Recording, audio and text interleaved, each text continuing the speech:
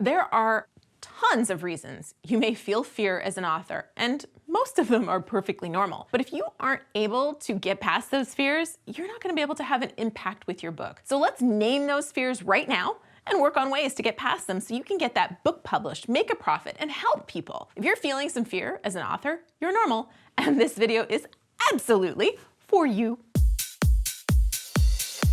Hey there, I'm Julie the Book Broad from Book Launchers. We're your professional self-publishing team helping you write, publish, and promote a nonfiction book that will help you have a huge impact on your readers. And done right, will help you grow your brand, build your business, and make you money. The best part? You, yes, you, my friend, keep all the rights and the royalties. You are quite likely destined for greatness, and you are only going to achieve that if you're able to get past those fears. Notice, I didn't say get over your fears, because you're probably not going to ever get those fears to leave you. You're always going to have fears traveling along your path with you. But if you get to know them and understand where they impact you, then you can find a way to move forward with them. Let's meet the most common fears and figure out which ones you need to get to know better, shall we? Fear number 1, imposter syndrome. You may be afraid of not having enough to say, or that what you have to say isn't good enough. You may find yourself wondering, have I done enough to write a book, or who am I to write a book? Well, let me tell you, I get it. This is one of my fear friends. When I was writing More Than Cash Flow, which was my first book, I had only bought about 30 properties at the time. I found myself constantly looking at the people who had done 100+ deals and wondering who the heck I thought I was to write a book when I hadn't even done half as many deals as those folks. I also had the added challenge of the fact that several people had said my book idea was too general, and Wiley, the major publisher, had turned me down saying I wouldn't be able to sell enough books for them to give me a book deal. This fear, it comes up for me all the time. But I also know this fear very well, and I know that for me to get over it, I have to look at who needs me. For my real estate investing book, it wasn't for the people who'd done dozens of deals or hundreds of deals. The book was written for the person who didn't know if they should invest in real estate, or for the person who'd taken get-rich-quick type real estate courses and things were a mess. Ultimately, this is a big part of it, I knew I would forever regret it if I didn't get that book out of me. So I look my imposter syndrome fear right in the eyes and I say, I'll regret not doing this more than I'll ever regret doing it. So step aside, I'm doing it.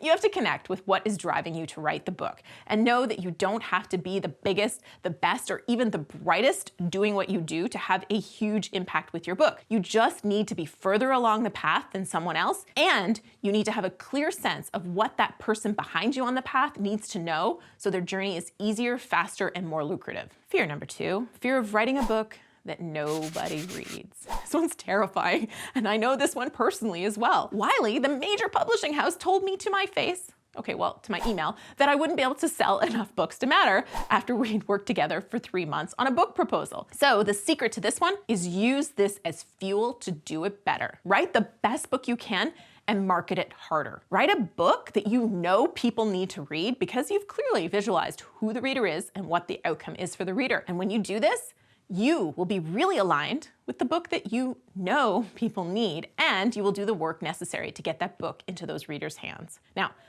come in just a little closer. I want to tell you a secret.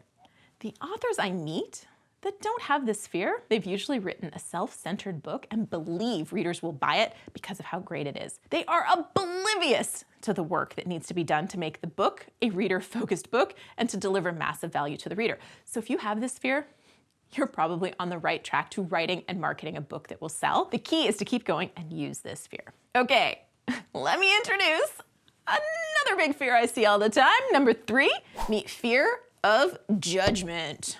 This is the judge. This one can be fear of bad reviews on Amazon, a fear of what other people will think of you and what you've written, a fear of looking bad for sharing your truth, a fear of losing business because what you say in your book. Oh, this one runs deep, my friends. This one can cause you to get paralyzed, or it can cause a pursuit of perfection. Neither one is healthy or productive. Paralyzed authors never publish, and let's be real, your book will never be perfect.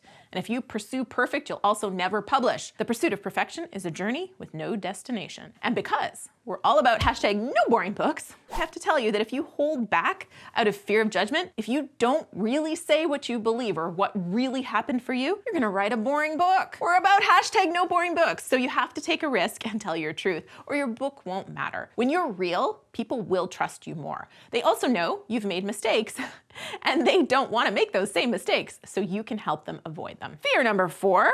The most mysterious of fears, for it doesn't seem like it is what it actually is, and that is the fear of success. This one rarely comes out looking like the fear of success. Usually, it's the underlying cause of self-sabotaging behavior. We see this when an author refuses to put on an amazing cover or give their book a great title, or they change their mind 15 times and dilute their message and delay. Just as an example, because sometimes people don't believe it's a real fear, I've seen it when someone has been raised by a super successful parents who were never home, and they're quite likely fearing that they'll never be there for their kids if their book blows up. We've also had some business owners who are very busy already, and they know that their book blowing up is gonna make them even busier, and that feels really overwhelming. The reality is a book can become a massive success and take on a life of its own. We've had one author get requested to be on major media outlets from 2020 to Dr. Oz and beyond, and it was too much for him. He said no to many of the opportunities because it was overwhelming. But the other side of that is that massive success like that is not that common. It's more common. You have to bust your butt to sell books. And if you've written the book to have an impact on your audience, then you should welcome the success, because that means you're going to help so many more people. Number 5. Finally, the most common and crushing author fear is a fear of asking for Amazon reviews. I gave this one its own category, even though I think it's ultimately all the fears mixed up into one. Because Amazon reviews are the single most important thing you can do to create success for your book, yet it's one of the things that authors seem the most terrified to do. It's most certainly a fear of success, a fear of rejection, a fear of judgment rolled up all together. And of course, there's also a little bit of that fear of looking salesy or imposing on people. There doesn't seem to be much I can tell you to help you overcome or work with this fear, except to prepare you for the fact that your book supporters are likely to be an unexpected, delightful surprise.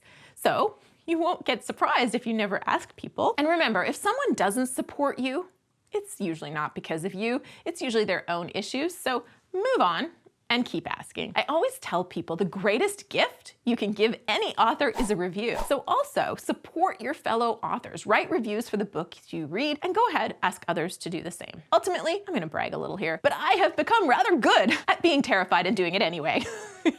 And my tried and true way to really do the things that scare me is to ask myself, what is the worst thing that can happen if I do this? And then, will I be okay? Will I survive that worst thing? Assuming the answer is yes, then I ask the killer question. What am I gonna regret more? Not doing it? Or doing it and it goes wrong? Ultimately, that gets me past my fears most of the time.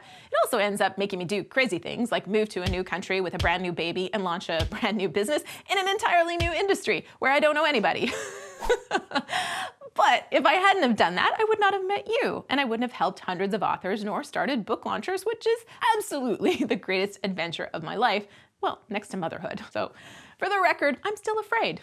I just do it anyways, and that's generally what I would recommend for you too. So what fear are you gonna take along for a ride? Let's chat about it in the comments below. And when you comment the day a video is released, you'll be entered to win some sweet hashtag no boring book swag, like our oh so soft journal and our lovely mug. We have new videos every Tuesday and Friday, so make sure you've subscribed to the channel and turned those notifications on so you know when a new video comes out. If you don't know where to start to write a great nonfiction book, then this video right here is one you should watch. And this video over here is a fun one on the surprises you'll uncover when you become a nonfiction author. Both are fabulous, and selfishly, I just want to hang out with you a little longer, so I hope you choose one, because I'm waiting for you over there.